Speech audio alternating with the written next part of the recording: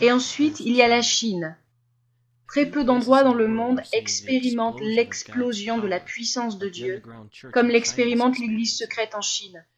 Durant les 16 dernières années, le gouvernement communiste chinois a tout fait pour éradiquer les chrétiens de la carte. Ce que vous êtes sur le point de voir est l'une des rares images sur la planète.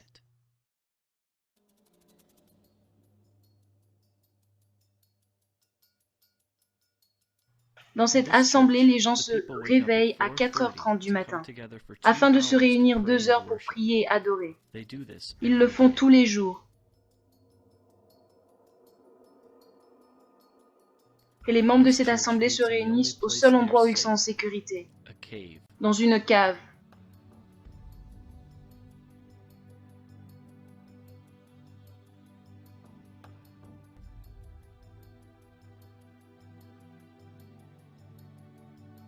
Ceux-ci se réunissent dans une ferme, à l'abri de certains regards.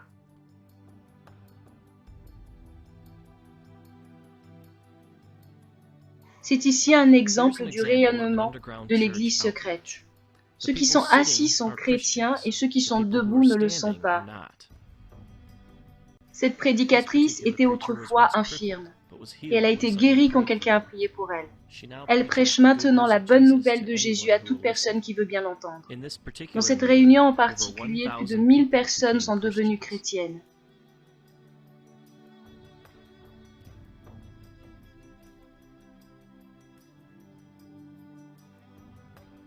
Ici, des chrétiens qui chassent un démon d'une adolescente de 18 ans qui maintenant est une prédicatrice. Rien qu'à Shanghai, il y a plus de 3000 églises de maison comme celle-ci. Une chose que Denis m'a fait remarquer, c'est que la plupart des assemblées secrètes en Chine sont conduites par des jeunes personnes. Ces jeunes sont sortis du système communiste et ne veulent plus rien avoir à faire avec.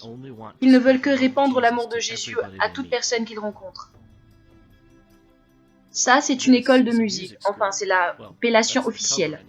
En réalité, c'est une école d'apprentissage pour ceux qui veulent devenir pasteurs. Et le gouvernement pense qu'ils ne font qu'apprendre à jouer des instruments de musique.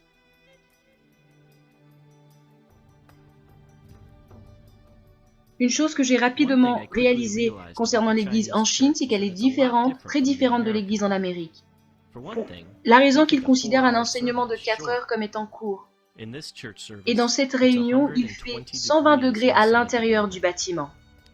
Et les gens se réunissent pendant 12 heures d'affilée.